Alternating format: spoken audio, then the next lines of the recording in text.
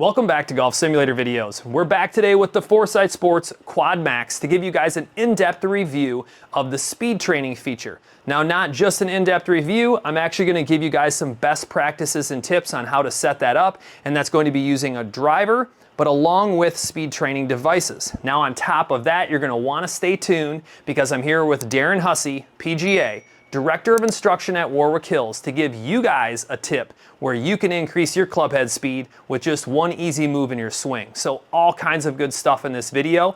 The first thing that I want to do is show you guys how to properly set this up. Now, the first thing you're going to want to do is grab a golf ball and some type of tee marker. So I just have a standard golf ball here with a little tee marker, and I have it in club data mode right now, and I'm going to place a golf ball down where it's the center of the reading area. And the reason I'm doing this is not everyone has an idea of exactly where the center is of their hitting area, whether it's closer away from quad. You could be in your grass, you could be in your garage, your living room if it's a safe space. So this is just a best practice. We all know that when you're swinging super hard trying to go for that top number, you might be moving around closer and further away. You don't want to miss that number. So do this, it's a simple tip. Take a marker, put it right down, and now you know exactly where the center is of that reading area. All right. Now I'll show you how to put it into speed training mode. I'm going to put this golf ball down and bring the device over. Now, here's a tip I'll tell you about afterwards. I'm going to hit the menu button and then go into speed training mode. And you'll actually see here that it gives you the recommendation of putting down a ball marker. And it also tells you that if there's inactivity for about 4 or 5 minutes, it's actually going to go to sleep. And I'm going to hit start. The reason that it goes to sleep is that the difference of when it's locking into a ball, it only locks in when the ball's there, and it's not going to constantly search for something. When you're in speed training mode, it's constantly searching. Now, here's that little tip that I was talking about. You don't want to do what I just did. You actually want to enter speed training mode when the device is actually placed in its spot. It must be something to do with the gyro, you know, where it's sensing the unit tilted, and that's where it locks in. Because I've tested this, it doesn't read. So now that it's on the ground, I'm just going to hit menu and speed training, and now it's locked in. I can hit start, and I'm actually going to grab the stack. So this is a speed training device. I'll give you one more tip on how to use this. You're actually going to place one of the fiducials or reflective dots on every side of this, and what that does is just makes it easy so you're not always searching for the side that you're going to swing on. All right, so I'm just going to get over my area, make a swing, 99.9. That's kind of funny. What are the odds of that? So this is really, really easy to use with the stack. Now, this is not an integrated device with the stack system, so it doesn't report that number back to the application, but the stack has a readout. So if you have the app open, you can just say 99.9.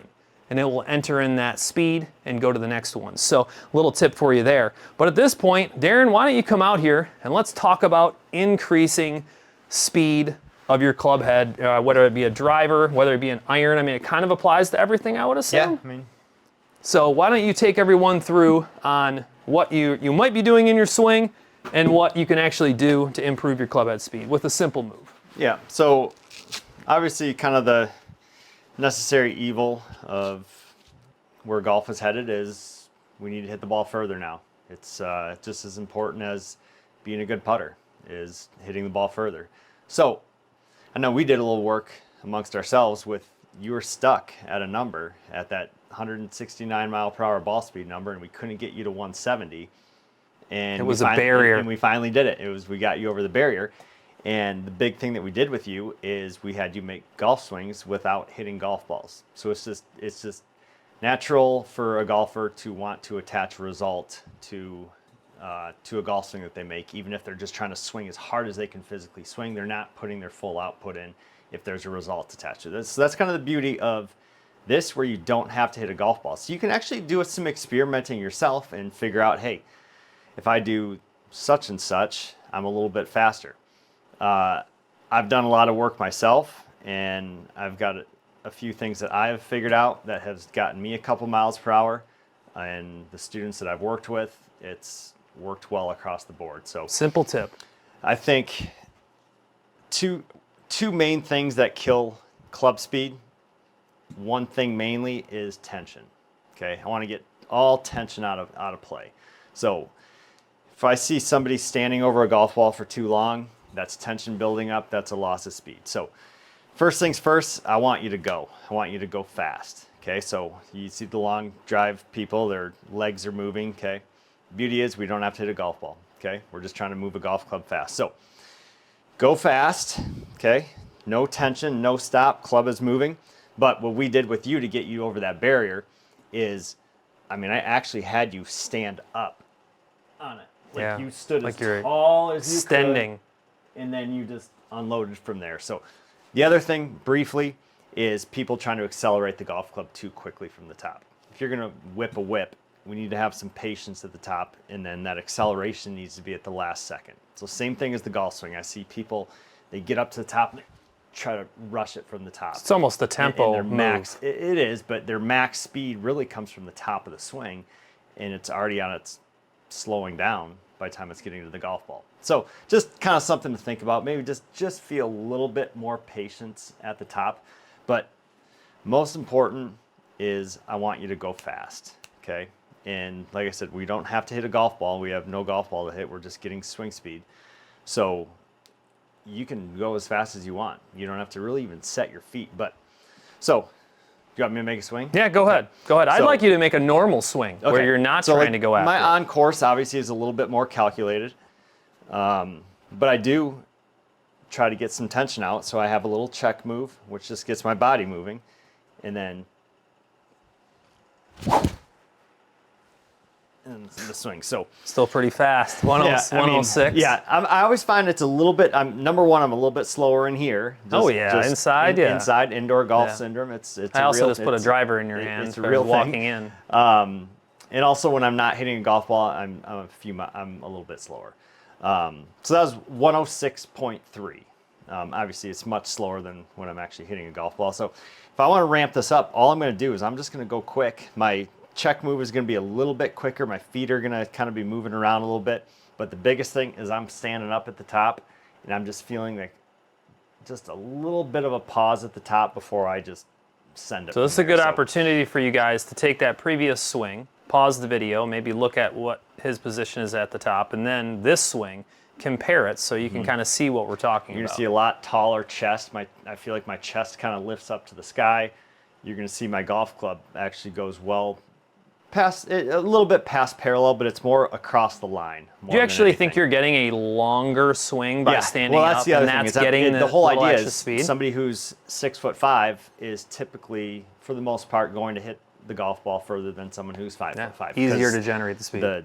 Obviously, their hand plane, the club plane, everything is bigger. A roller coaster is going to reach its max speed at the bottom if it's a taller roller coaster. So it's kind of what we're trying to achieve by That's a good, standing good up. analogy there.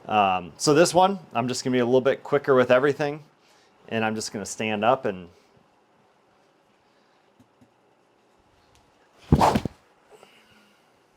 113. So seven miles per hour, right? It kind of looked like, it's funny watching the two swings though. That didn't look like you really swung harder. It really didn't. It doesn't. Standing here, it doesn't. But like the overall speed from the outside observer doesn't look. But what you don't see, if you did like your trace lines on hand plane, club plane, you would see that my hand plane was much wider. Like obviously my club head. Yeah, I noticed it came back past parallel a little bit. Did it? Yeah. Yeah, just a little bit. And that's more of just a product of me getting my chest high this way. My left foot actually does come up a little bit off the ground. I'm all right with left foot coming up. I mean, look at Jack Nicklaus. Sure. One of the obviously that's like extra extension, right? I mean, one of the best. Yeah. Absolutely. So it's as long as we can go down a road of bad habits that can come from that. But when we're just strictly talking about speed training, I don't care what. We're not hitting a golf ball. I don't care what you do. Swing away. I mean, you're just trying to show your body that it can move faster, and you move your body faster than it's normally used to moving. It will adapt to that. And I should touch on that really quick. So when Darren first got the stack system, this is something that he actually offers like a lesson training package with the stack system up at Warwick Hills. And I was like, well, that's not for me. You know, I'm like, I'm not going to do speed training, everything. Well, he convinced me to give it a try. And it is interesting how it like has you make these swings and you keep like putting this effort. And of course, you're mentally going to try to achieve that higher number.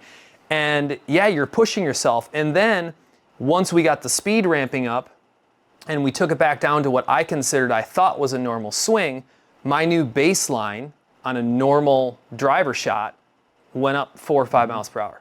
And it just felt like more effortless. So yeah, whether it's a combination of mental, physical, I think it's a little bit of everything, right? Well, I mean, that's the whole goal ultimately is these swings that I'm making right now where I lift my chest up high. I'm not going to make that golf swing on a golf course when I actually need to hit a golf ball.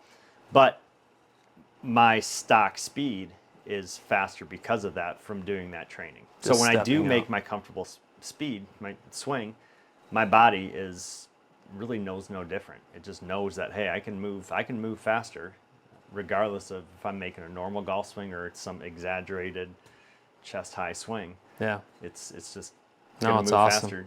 It was a perfect demonstration because, I mean, I don't know what you guys think, but the swings looked very similar from inside the studio. It's not like his feet were coming out and everything else. So good little tip for you.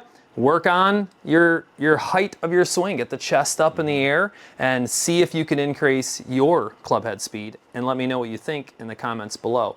But Foresight Sports QuadMax speed training. If you guys have any questions, comments, feedback, anything along those lines, throw them in the comments below. Maybe you want to see something else. We can convince Darren to come back in the studio as far as instructional wise. Always like pairing the technology with the actual PGA instructor that can help you apply it. So let me know. As always, I appreciate you guys watching. Darren, thanks for stopping by. Stay tuned. There'll be a lot more coming soon.